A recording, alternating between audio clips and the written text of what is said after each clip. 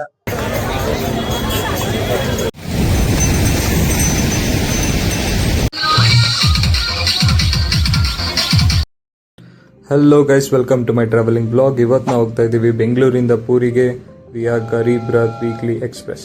ಬೆಂಗಳೂರಿಂದ ಪೂರಿಗೆ ಇರೋದು ಇದೊಂದೇ ಟ್ರೈನು. ಇದು ಎವ್ರಿ ಸ್ಯಾಟರ್ಡೇ ನೈಟ್ ಬಿಟ್ಟು ನೆಕ್ಸ್ಟ್ ಸೋಮವಾರ ಬೆಳಗ್ಗೆ ಪುರಿ ಹೋಗಿ ತಲುಪುತ್ತೆ.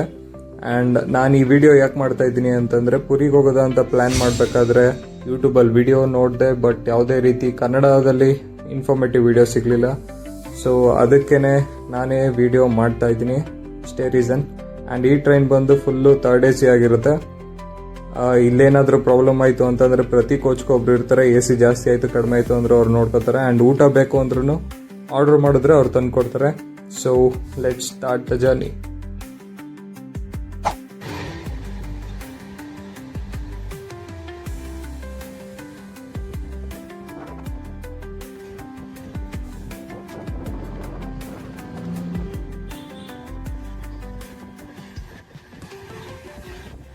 ಇವಾಗ ಭಾನುವಾರ ನೈಟ್ 8:15 ನಾವೀಗಿದ್ದೀವಿ ವಿಶಾಖಪಟ್ಟಣಮಲ್ಲಿ.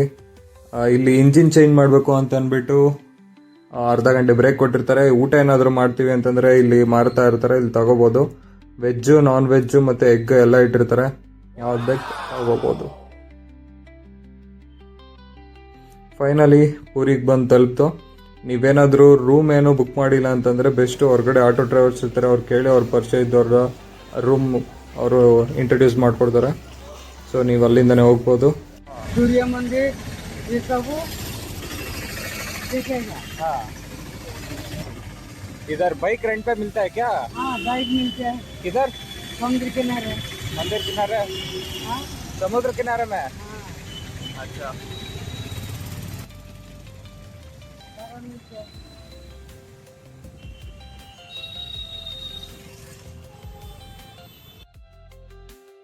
ಅಣ್ಣ ಬೇಡ ಬೇಡ ಅಂದರು, ಒದಿಸ್ಕೊಬಿಟ್ರು. ಪಾಪ ಈಗ ಇವ್ರು ಈ ಥರ ತಳ್ಳೋದು ನೋಡೋಕ್ಕಾಗ್ತಿಲ್ಲ. ಇವ್ರಿಗೆ ಯಾವ್ದು ಪರಿಚಯ ಇದೆಯೋ ಆ ರೂಮೆಲ್ಲ ಕೇಳಿ ನೋಡಿದ್ರು ರೂಮ್ ಅವೈಲೇಬಲ್ ಇದೆಯಾ ಅಂತ. ಫೈನಲಿ ಒಂದು ರೂಮ್ ಸಿಕ್ತು. ಫೈನಲಿ ರೂಮಿಗೆ ಬಂದು ತಲುಪ್ತು. ರೂಮಿಗೆ ಬಂದಮೇಲೆ ವಿಡಿಯೋ ಮಾಡ್ತಿದ್ದೀನಿ ಅಂದರೆ ಒಂದು ಇನ್ಸಿಡೆಂಟ್ ಆಯಿತು. ರೂಮ್ ಕೇಳೋಕ್ಕೆ ಅಂತ ಹೋದಾಗ ಅವರು ವಿಡಿಯೋ ಮಾಡ್ತಿದ್ದೀನಿ ನೋಡ್ಬಿಟ್ಟು ರೂಮ್ ಕೊಡಲ್ಲ ಅಂದ್ಬಿಟ್ರು ಒಂದೆರಡು ಕಡೆ. ಅದಕ್ಕೆ ನಾನು ರೂಮಿಗೆ ಬಂದ್ಮೇಲೆ ಮಾಡೋದ ಅಂದ್ಬಿಟ್ಟು ಈಗ ಮಾಡ್ತಾ ಇದ್ದೀನಿ.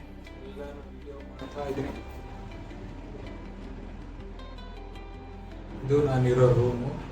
ಈ ರೂಮ್ಗೆ ಬಂದು 800 ಪರ್ ಪರ್ಸನ್ ಹೇಳಿದ್ರು. ಇವತ್ತು ಬೆಳಗ್ಗೆ 6 ಗಂಟೆಯಿಂದ ನಾಳೆ ಬೆಳಗ್ಗೆ 6 ಗಂಟೆವರೆಗೂ. ಅಡ್ವಾನ್ಸ್ ಏನೂ ಇಲ್ಲ, ಡೈರೆಕ್ಟ್ 800 ರುಪೀಸ್. ಬೇರೆ ಕಡೆ ಎಲ್ಲ ಕೇಳಿದೆ, ಬೇರೆ ಕಡೆ ಎಲ್ಲ ರೇಟ್ ಜಾಸ್ತಿ ಇದೆ. ನಾನು ಒಬ್ಬನೇ ಇರೋದ್ರಿಂದ, ಅದು ಅಲ್ಲದೆ ಈಗ ಜಸ್ಟ್ ಇವಾಗಿರೋಕ್ಕೆ ಮತ್ತು ನೈಟ್ ಸ್ಟೇ ಮಾಡೋಕ್ಕಷ್ಟೇ, ಮಿಕ್ಕಿ ಟೈಮೆಲ್ಲ ಓಡಾಡ್ತಾ ಇರ್ತೀನಿ. ಸೊ ಅದಕ್ಕೋಸ್ಕರ ಫ್ರೆಶ್ ಅಪ್ ಆಗೋಲ್ಲ ಅಂತ ಅಂದ್ಬಿಟ್ಟು ತೊಗೊಂಡಿದ್ದೀನಿ. ಸೊ ಇದೆಲ್ಲ ನೋಟ್ ಮಾಡ್ಕೊಂಡು ಬಂದಿರೋದು, ಯಾವ್ದು ಎಲ್ಲೆಲ್ಲಿ ಹೋಗಬೇಕು ಅಂತ. ಇವತ್ತೆಲ್ಲ ಇಷ್ಟು ಪ್ಲೇಸಸ್ ಕವರ್ ಮಾಡಬೇಕು, ನೋಡೋಣ ಎಷ್ಟಾಗುತ್ತೆ. ಮತ್ತು ಬೈಕ್ ರೆಂಟಲ್ಲು ತಗೊಳ್ಳ ಬೇಡವಾ ಅಂತ ಯೋಚನೆ ಮಾಡ್ತಾಯಿದ್ದೀನಿ. Let's see. ದರ್ಶನ ಮಾಡೋಕ್ಕೆಲ್ಲ ರೆಡಿ ಆಯಿತು, ಲೆಟ್ಸ್ ಗೋ.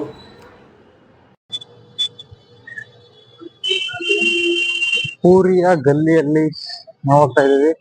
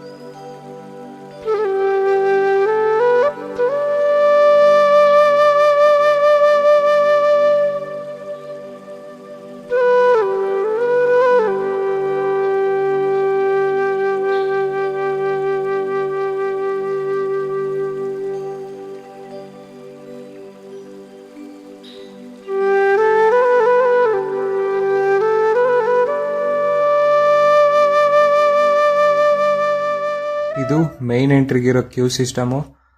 ಈ ಎಂಟ್ರಿ ಬಂದು ಸಿಂಗದ್ವಾರ ಅಂತ, ಅಂದರೆ ಮೇನ್ ದೇವಸ್ಥಾನದ ಮೇನ್ ಎಂಟ್ರಿ ಏನಿದೋ ಅದಕ್ಕೆ ಹೋಗ್ಬೇಕಾಗಿರೋದು.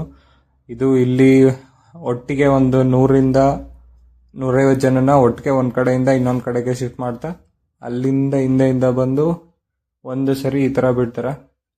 ಇಲ್ಲಿಂದ ಒಳಗಡೆ ದೇವಸ್ಥಾನಕ್ಕೆ ದರ್ಶನಕ್ಕೆ ಹೋಗ್ಬೋದು. ಇದು ಮೇನ್ ಎಂಟ್ರಿಗೆ.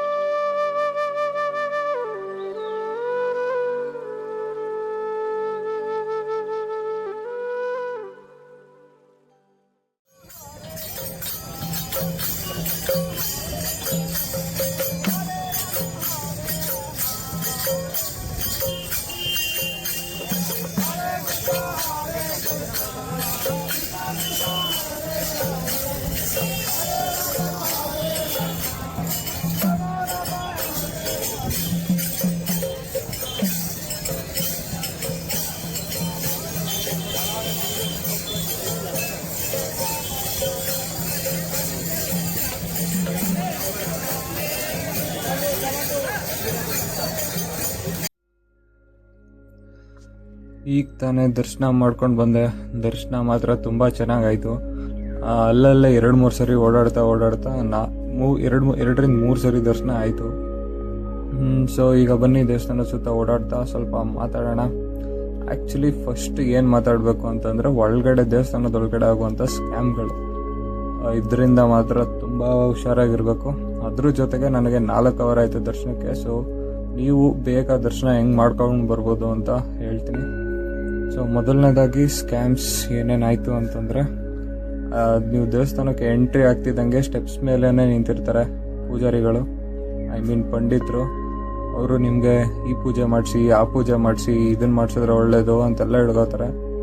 ಆ ಊರ ಹತ್ರ ಅಂತೂ ತಗ್ಲಾಕೊಳ್ಳೇಬೇಡಿ. ಅದ್ರ ಜೊತೆಗೆ ಒಳಗಡೆ ದೇವಸ್ಥಾನದ ಒಳಗಡೆನೂ ಅಷ್ಟೇ, ಅಲ್ಲಿ ನೀವು ದೇವಸ್ಥಾನದ ಒಳಗಡೆ ಎಂಟ್ರಿ ಆಗ್ತಿದ್ದಂಗೆ ಫುಲ್ಲು ಸ್ಕ್ಯಾಮು. ಸ್ಪೆಷಲ್ ಎಂಟ್ರಿ ಮಾಡಿಸ್ತೀವಿ ಅಂತ ಅಂದ್ಬಿಟ್ಟು ಇದಕ್ಕೆ ಕರ್ಕೊಂಡು ಹೋಗ್ತಾರೆ. ಆದರೆ ಯಾವುದೇ ರೀತಿ ಸ್ಪೆಷಲ್ ಎಂಟ್ರಿ ಅಲ್ಲ. ಒಂದು 50 ಫೀಟ್ ಹಿಂದೆಯಿಂದನೇ ದರ್ಶನ ಮಾಡ್ಕೊಳ್ಬೇಕು. ಈ ಟೈಮಲ್ಲಿ ಹಿಂದೆನೇ ಒಂದು ಸ್ಟೂಲ್ ಹಾಕಿ ಸ್ಟೂಲ್ ಮೇಲೆ ನಿಲ್ಲಿಸಿ ದರ್ಶನ ಮಾಡಿಸ್ತಾರೆ. ಅಷ್ಟಕ್ಕೇ 500 ರೂಪಾಯಿ ಕೇಳ್ತಾರೆ ಒಬ್ರಿಗೆ. ಆ ಥರ ಫುಲ್ಲು ಒಳಗಡೆ ಅಂತೂ ಫುಲ್ಲು ಸ್ಕ್ಯಾಮು. ಇದರಿಂದ ಹುಷಾರಾಗಿರಿ. ಆಮೇಲೆ ಅಲ್ಲಿ ಗರ್ಭಗುಡಿ ಮುಂದೆನೆ ಮೇಲ್ಗಡೆ ದೇವಸ್ಥಾನದ ಬಾವುಟ ಅಂತ ಅಂದ್ಬಿಟ್ಟು ಮಾರ್ತಾ ಇರ್ತಾರೆ. ಅದು ಮೇಲ್ಗಡೆ ದೇವಸ್ಥಾನದ ಬಾವುಟ ಅಲ್ಲ, ಅವರೇ ಹೊರಗಡೆಯಿಂದ ತಂದು ಮಾರೋದು. ಅದರಿಂದ ಸ್ವಲ್ಪ ಹುಷಾರಾಗಿರಿ. ಆಮೇಲೆ ಈಗ ನೀವು ನೋಡ್ತಾ ಇರೋದು ದೇವಸ್ಥಾನದ ಹಿಂದೆ ಇರೋ ಅಶ್ವದ್ವಾರ. ಆ್ಯಕ್ಚುಲಿ ಇಲ್ಲಿಂದನೂ ದರ್ಶನ ಮಾಡ್ಕೊಳ್ಬೋದು ದೇವಸ್ಥಾನಕ್ಕೆ ಹೋಗಿ. ಅದ್ರ ಜೊತೆಗೆ ದೇವಸ್ಥಾನದ ಅಂದರೆ ಅಶ್ವದ್ವಾರದ ಎಡಭಾಗದಲ್ಲಿದೆ ಗಡಿ ಹನುಮಾನ್ ಮಂದಿರ. ಆ್ಯಕ್ಚುಲಿ ಕನ್ಫ್ಯೂಸ್ ಆಗುತ್ತೆ ಗಡಿ ಹನುಮಾನ್ ಮಂದಿರ ಮತ್ತು ಬೇಡಿ ಹನುಮಾನ್ ಮಂದಿರದಲ್ಲಿ. ಇದೊಂದು ಸ್ವಲ್ಪ ನೋಡ್ಕೊಳ್ಳಿ. ಆ್ಯಂಡ್ ಈ ಅಶ್ವದ್ವಾರದಲ್ಲಿ ಹೋಗ್ತೀನಿ ಅಂತಂದರೆ ಜಾಸ್ತಿ ಜನ ಇರಲ್ಲ, ಬೇಗ ಹೋಗಿ ದರ್ಶನ ಮಾಡ್ಕೊಂಡು ಬಂದ್ಬಿಡ್ಬೋದು. ಮೇನ್ ಸಿಂಗದ್ವಾರ ಏನಿದೆಯೋ ಅಲ್ಲಿ ಜನ ಜಾಸ್ತಿ ಇರ್ತಾರೆ. ಈಗಲೂ ಅಲ್ಲಿ ಹೋದ್ರೆ ಮಿನಿಮಮ್ 500ರಿಂದ 1000 ಜನದ ಮೇಲಂತೂ ಇದ್ದೇ ಇರ್ತಾರೆ ಫಿಕ್ಸು. ಆದರೆ ಇಲ್ಲಿ ನೋಡಿ ಹಿಂದೆಗಡೆ ಅಂದರೆ ಈ ಅಶ್ವದ್ವಾರದಲ್ಲಿ ಜನನೇ ಇಲ್ಲ. ಫುಲ್ಲು ಒಂದು 10ರಿಂದ 50 ಜನ ಅಷ್ಟೇ ಇಲ್ಲಿರೋದು.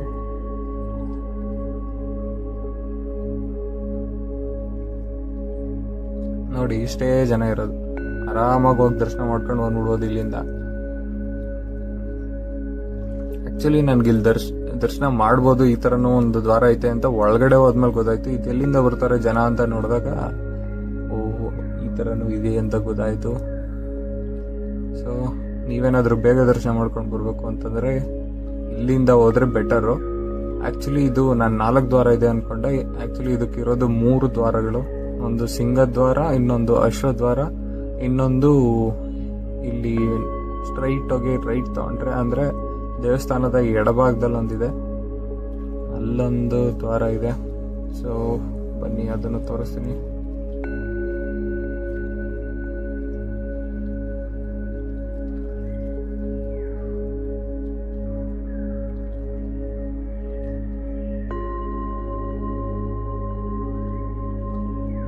ಈ ಈಗ ನೋಡಿ ಇದು ದೇವಸ್ಥಾನದ ಎಡಭಾಗದಲ್ಲಿದೆ. ಅಲ್ಲೇನು ಗೋಪುರ ಕಾಣಿಸ್ತಿದೆಯೋ ಅಲ್ಲೂ ಒಂದು ದರ್ಶನಕ್ಕೆ ಹೋಗ್ಬೋದು. ಅದಕ್ಕೂ ಮುಂಚೆ ಇವತ್ತಿನ ಸೆಂಟರ್ ಆಫ್ ಅಟ್ರಾಕ್ಷನ್ ಮಿಸ್ಟರ್ ಗೊಂಬೆ ಮ್ಯಾನ್ಸ್. ಆಕ್ಚುಲಿ ಇವರಿಬ್ರು ಫಾರಿನರ್ಸ್. ಇವರು ಬಾಣ ಹಿಡ್ಕೊಂಡು ಬಂದಿದ್ದಾರೆ. ಅವರು ಫುಲ್ ಮುಖಕ್ಕೆ ಮಿಂಚಾಕೊಂಡು ಫುಲ್ ಜಾತ್ರೆ ಹೆಂಗ್ ರೆಡಿ ಆಗಿ ಬಂದವ್ರೆ. ಇವ್ರ ಹತ್ರ ಅಂತೂ ಎಲ್ಲ ಫೋಟೋ ತೆಗೆಸ್ಕೊತವ್ರೆ. ಇಲ್ಲಿಗೆ ಬರೋಕ್ಕೂ ಮುಂಚೆ ಅವರಲ್ಲಿ ಮುಂದೆಗಡೆ ಡ್ಯಾನ್ಸ್ ಆಡ್ತಿದ್ರು, ಈಗ ಇಲ್ಲಿಗೆ ಬಂದವ್ರೆ.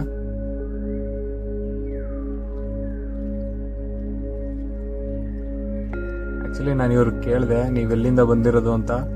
ಅವ್ರು ಹೇಳಿದ್ರು ದಿ ಆರಿಜಿನ್ ಆಫ್ ಗಂಗಾ ಅಂತ ಹೇಳಿದ್ರು.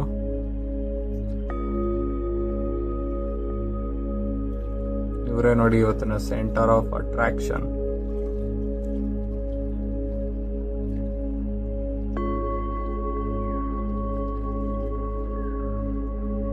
ಎಲ್ಲ ಫೋಟೋ ತಗೋತಾರೆ. ಇವ್ರನ್ನಂತೂ ಯಾರು ಕರೀತಾನೆ ಇಲ್ಲ. ಅವ್ರು ಒಂಚೂರು ನೋಡಕ್ಕೆ ಚೆನ್ನಾಗಿ ರೆಡಿಯಾಗಿ ಬಂದವ್ರೆ ಅಂತ ಅಂದ್ಬಿಟ್ಟು ಎಲ್ಲ ಅವ್ರನ್ನೇ ಕರೀತವ್ರೆ. ಓಹ್, ಕಾಲ್ಗೂ ಬಿದ್ಬಿಟ್ರು ನೋಡಿ. ಇದು ನಮ್ಮ ಇಂಡಿಯನ್ಸ್. ಅದಕ್ಕೆ ಫಾರಿನರ್ಸ್ ಎಲ್ಲ ಹಿಂದುತ್ವನ ಫಾಲೋ ಮಾಡಕ್ ಬರೋದು, ಇಂಡಿಯನ್ ಅಷ್ಟು ಇಷ್ಟಪಡೋದು. ಊರಂತೂ ಬಿಡ್ತಾನೆ ಇಲ್ಲ. ಒಯ್ತಿದವ್ರನ್ನ ಕಾರತ್ ಪಡೆದವ್ರೆ.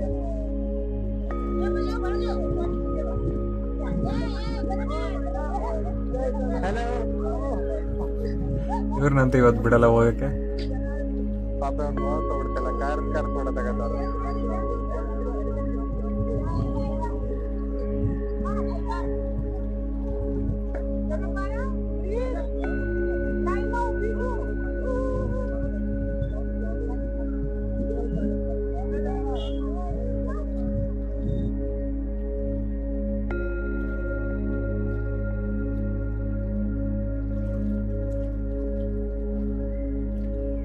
ಅಣ್ಣ ಓಡ್ತವ್ರೆ. ಮತ್ತೆ ಏನಾದ್ರು ಇಲ್ಲೇ ಇದ್ಬಿಟ್ರೆ ಎಲ್ಲ ಕಾರದ ಫೋಟೋ ತಗೊಡ್ತಾರೆ ಅಂತ ಅಂದ್ಬಿಟ್ಟು.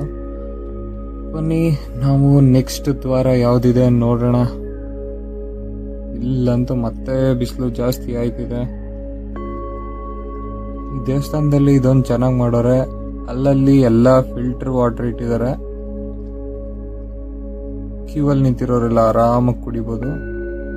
ಜೊತೆಗೆ ಒಳಗಡೆಗೆ ನಾವು ಪ್ಯಾಂಟ್ಗೆ ಹಾಕೋ ಬೆಲ್ಟ್ ಆಗಲಿ, bag, camera, mobile, power bank, electronic gadgets, watch ಯಾವುದನ್ನು ಅಲೋ ಮಾಡೋದಿಲ್ಲ.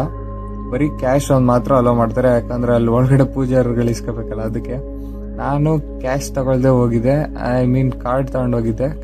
ಇಲ್ಲಿ ಕೈಗೆ ಸೈನ್ ಹಾಕ್ಬಿಟ್ಟು ಹೊರ್ಗಡೆ ಬಂದ. ಯಾಕೆ ಅಂತಂದ್ರೆ ಒಳಗಡೆ ಕ್ಯಾಶ್ ಇರಲಿಲ್ಲ. ATM ಇತ್ತು. ATM ಅಲ್ಲೂ ದುಡ್ಡು ಡ್ರಾ ಮಾಡೋದ ಅಂತ ಹೋದೆ. ಅಲ್ಲೂ ಕ್ಯಾಶ್ ಇರಲಿಲ್ಲ, ಜಾಮ್ ಆಗೋಗಿತ್ತು. ಸೊ ಮತ್ತೆ ಒಳಗಡೆ ಬಂದರೆ ಲೇಟ್ ಆಗುತ್ತೆ ಅಂತ ಕೇಳಿದ್ಕೆ ಅಲ್ಲಿ ಪೊಲೀಸ್ ಅವ್ರು ಹೇಳಿದ್ರು ಕೈಗೆ ಸೈನ್ ಹಾಕ್ಬಿಟ್ಟು ಹೊರಗಡೆ ಬಿಡ್ತಾರೆ.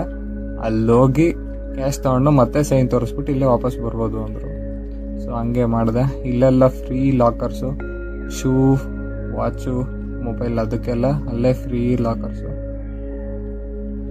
ಆಮೇಲೆ ಬನ್ನಿ, ಇದು ಏನು ಹುಲಿ ಇದೆ. ಸೊ ಇದು ಹುಲಿ ದ್ವಾರ ಇರಬೇಕು. ಇಲ್ಲಿ ಕನ್ನಡಕ ಹಾಕೊಂಡವ್ರಲ್ಲ ಆ ಪೊಲೀಸರೇ ಒಳಗಡೆ ಬಿಟ್ಟಿದ್ದು.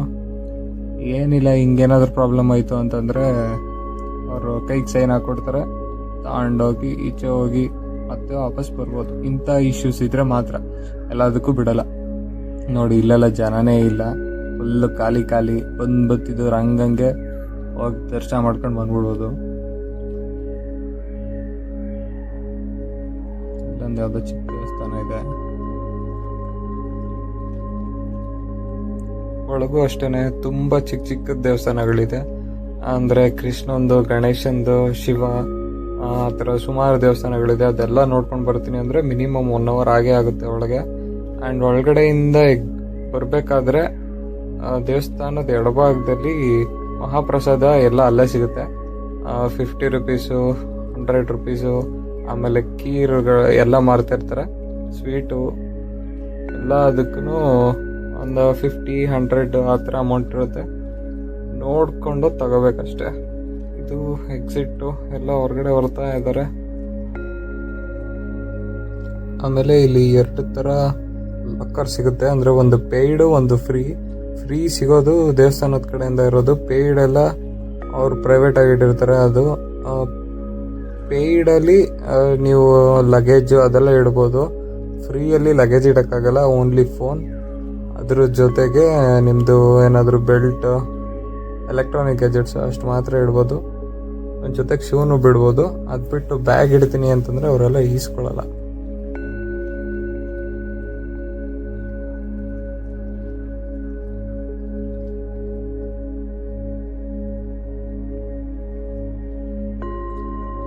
ಫೈನಲಿ ಮತ್ತೆ ಈ ಕಡೆ ಬಂದ ಒಂದು ಪ್ರದಕ್ಷಿಣೆ. ಬನ್ನಿ ಈಗ ದೇವಸ್ಥಾನಕ್ಕೆ ನಿಯರ್ ಇರುವಂತ ಬೇರೆ ಏನೇನ್ ಪ್ಲೇಸಸ್ ಇದೆ ನೋಡೋಣ. ಈಗ ನೀವು ನೋಡ್ತಾ ಇರುವಂತದ್ದು ಇದು ರಥ ಬೀದಿ. ಇಲ್ಲೇನೆ ಪ್ರತಿ ವರ್ಷ ಜಗನ್ನಾಥ, ಬಲಭದ್ರ ಮತ್ತೆ ಸುಭದ್ರ ಅವರ ರಥೋತ್ಸವ ಆಗುತ್ತೆ. ಇದು ಒನ್ ಆಫ್ ದ ಬಿಗ್ಗೆಸ್ಟ್ ಚಾರಿಯೋಟ್ ಅಂತಾನೆ ಹೇಳ್ಬೋದು. ಆಮೇಲೆ ಈ ರಥೋತ್ಸವದ ಇನ್ನೊಂದು ಸ್ಪೆಷಾಲಿಟಿ ಏನು ಅಂತಂದ್ರೆ, ಈ ರಥನ ಪ್ರತಿ ವರ್ಷ ಹೊಸದಾಗಿ ಮಾಡ್ತಾರೆ. ಫ್ರಮ್ ದ ಸ್ಕ್ರಾಚ್ ಎಲ್ಲಾನು ಹೊಸ ಮರ ತಂದು ಹೊಸದಾಗಿ ಮಾಡ್ತಾರೆ. ಅದು ಅಲ್ಲದೆ ಇನ್ನ ಒಂದು ಸ್ಪೆಷಾಲಿಟಿ ಇದೆ. ಏನು ಅಂತಂದ್ರೆ, ಈ ದೇವಸ್ಥಾನದಲ್ಲಿ ರಥೋತ್ಸವಕ್ಕೆ ಮೂಲ ವಿಗ್ರಹನೇ ತಂದು ಕೂರಿಸ್ತಾರೆ. ಬೇರೆ ದೇವಸ್ಥಾನದಲ್ಲೆಲ್ಲ ಉತ್ಸವ ಮೂರ್ತಿನ ಕೂರಿಸಿದ್ರೆ, ಇಲ್ಲಿ ಮೂಲ ವಿಗ್ರಹನೇ ಕೂರಿಸ್ತಾರೆ. ಇದ್ರ ಜೊತೆಗೆ ಇನ್ನೊಂದು ಮಾತಾಡ್ಬೇಕು. ಏನು ಅಂತಂದ್ರೆ, ಯಮಶಿಲ. ಆಕ್ಚುಲಿ ಒಂದು ಕತೆ ಇದೆ. ಯಮ ಬಂದು ಜಗನ್ನಾಥನ ಕೇಳ್ಕೊಂಡಾಗ ಎಲ್ಲ ನಿಮ್ಮ ದರ್ಶನ ಪಡ್ಕೊಂಡ್ಮೇಲೆ ಎಲ್ಲ ಸ್ವರ್ಗಕ್ಕೆ ಹೋಗ್ತಿದಾರೆ, ನರಕಕ್ಕೆ ಯಾರು ಬರ್ತಾ ಇಲ್ಲ ಅಂತ ಕೇಳ್ಕೊಂಡಾಗ ಜಗನ್ನಾಥ ದೇವಸ್ಥಾನದ ಸ್ಟೆಪ್ಸ್ ಅಲ್ಲಿ ಯಮಶಿಲೆ ಇಡ್ತೀವಿ. ಅಲ್ಲಿ ಯಾರು ತುಳ್ಕೊಂಡು ಮೇಲಕ್ಕೆ ಬರ್ತಾರೋ ಅವರ ಪಾಪಗಳು ಹೋಗುತ್ತೆ. ವಾಪಸ್ ಯಾರು ಅಲ್ಲಿಂದ ಬರ್ಬೇಕಾದ್ರೆ ಮತ್ತೆ ತುಳಿತಾರೋ ಅವರ ಪಾಪಗಳು ಅವ್ರಿಗೆ ಸೇರುತ್ತೆ ಅಂತ ಒಂದು ಕತೆ ಇದೆ. ಆಕ್ಚುಲಿ ಇಲ್ಲಿ ಸ್ಟೆಪ್ಸ್ಗಳ ಡಿಸ್ಟೆನ್ಸ್ ಮಿನಿಮಮ್ ಅಂತಂದ್ರು ಒಂದು 3-4 ಅಡಿ ಅಷ್ಟು ದೊಡ್ಡ ಇದೆ. ನೀವ್ ಹೆಂಗೆ ಮಾಡಿದ್ರು ಅದನ್ನ ಸ್ಕಿಪ್ ಮಾಡಂತೂ ಬರಕ್ಕಾಗಲ್ಲ. ಇದು ಸುಳ್ಳು ಅಂತಾನೆ ಹೇಳ್ಬೋದು. ಆದ್ರೆ ಯಮಶಿಲೆ ಇರುವಂತದ್ದು ನಿಜ. ಒಳಗಡೆ ಒಬ್ರನ್ನ ಕೇಳಿದ್ಕೆ ಪಂಡಿತರು ಏನ್ ಹೇಳಿದ್ರು ಅಂತಂದ್ರೆ, ಯಮ ಬಂದು ಜಗನ್ನಾಥನ ಕೇಳ್ಕೊತಾನೆ, ಎಲ್ಲಾರು ನಿಮ್ಮ ದರ್ಶನ ಮಾಡ್ತಿದ್ದಾರೆ, ಆದ್ರೆ ನನಗ್ ಮಾತ್ರ ನಿಮ್ ದರ್ಶನ ಭಾಗ್ಯ ಸಿಗ್ತಲ್ಲ ಅಂತ ಕೇಳ್ಕೊಂಡಾಗ ಜಗನ್ನಾಥ ಆ ಯಮಶಿಲೆಯ ಮೇಲೆ ಪ್ರತಿ ವರ್ಷ ಅಂದ್ರೆ ರಥೋತ್ಸವಕ್ಕೆ ಹೋಗೋಕ್ಕೂ ಮುಂಚೆ ಮೂಲ ವಿಗ್ರಹನ ಆ ಯಮಶಿಲೆಯ ಮೇಲೆ ಇಡ್ತಾರೆ. 1-2 ನಿಮಿಷ ಇಟ್ಟು ಮತ್ತೆ ವಾಪಸ್ ತಗೊಂಡೋಗ್ಬೇಕಾದ್ರೆ ಆ ಯಮಶಿಲೆಯ ಮೇಲೆ ಇಡ್ತಾರೆ. ಇದು ಆಕ್ಚುಯಲ್ ಟ್ರೂತ್ ಅಂತ ನನಗೆ ಅಲ್ಲಿ ಒಬ್ರು ಪಂಡಿತರು ಹೇಳಿದ್ರು. ಸೊ ಈಗ ಬನ್ನಿ ಈಗ ನಾವು ನರೇಂದ್ರ ಪೊಖಾರಿ ಅಂತಂದ್ರೆ, ನರೇಂದ್ರ ಅನ್ನೋದು ಒಬ್ಬ ರಾಜ. 13th ಸೆಂಚುರಿಯಲ್ಲಿ ಆ ರಾಜ ಇದನ್ನ ಕಟ್ಟಿಸ್ತಾ. ಪೊಖಾರಿ ಅಂದ್ರೆ ಬೇರೆ ಏನೂ ಅಲ್ಲ, ಕಲ್ಯಾಣಿ ಅಂತ ಅರ್ಥ ಅಷ್ಟೇ. ಇದು ಪುರಿಯಲ್ಲಿರುವಂತ one of the largest pond, ಅಂದ್ರೆ ಒಂದು ದೊಡ್ಡ ಕಲ್ಯಾಣಿ ಅಂತಾನೆ ಹೇಳ್ಬೋದು. ಎಲ್ಲ ಹಳೇ ಮನೆಗಳಿವೆ.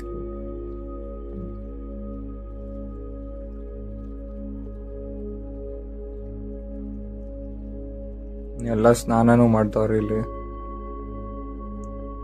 ಎಲ್ಲ ಏನೋ ವಿಡಿಯೋ ಮಾಡಿದ್ರೆ ಟಾಡ್ಸ್ಕೊಂಡು ನಾಯಿ ಹೊಡೆದಂಗೆ ಹೊಡಿತಾರೆ. ಸೊ ಬೇಡ, ಬನ್ನಿ ಹೋಗೋಣ.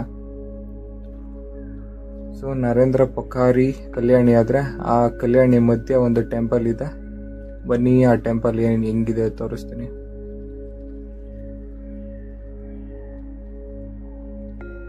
ಇದೇ ಆ ಟೆಂಪಲ್. ಬನ್ನಿ ಒಳಗಡೆ ಹೋಗಿ ದರ್ಶನ ಮಾಡ್ಕೊಂಡು ಬರೋಣ.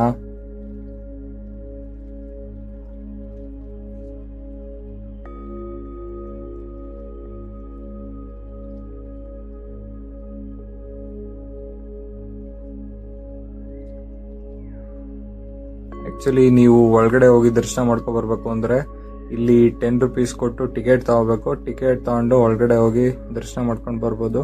ಇಲ್ಲೂ ಜಗನ್ನಾಥನ ಮೂರ್ತಿನೇ ಇರೋದು. ಅದು ಅಲ್ಲದೆ ಇನ್ನ ಒಂದು ಬೇರೆ ಆಂಜನೇಯಂದು ಒಂದು ದೇವಸ್ಥಾನ ಇದೆ, ನೋಡ್ಕೊಂಡು ಬರ್.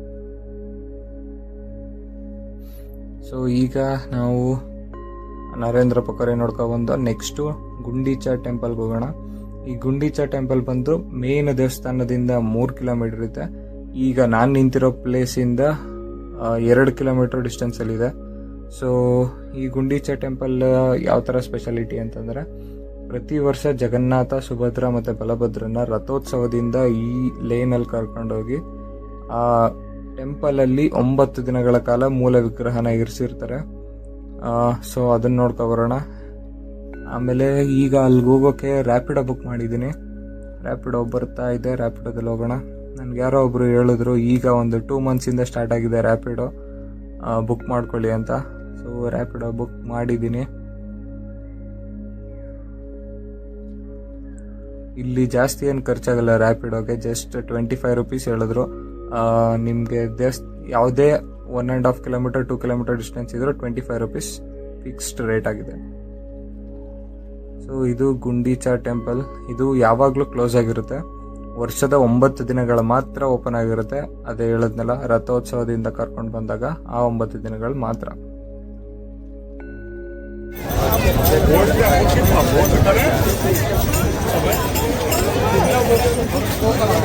মানে এই দিকটা বলছে সামনে পড়ে, ওই দিকটা সামনে পড়ে না, সাইডে পড়ে। চলো আমি এখানে যাবো, সামনে পড়ে।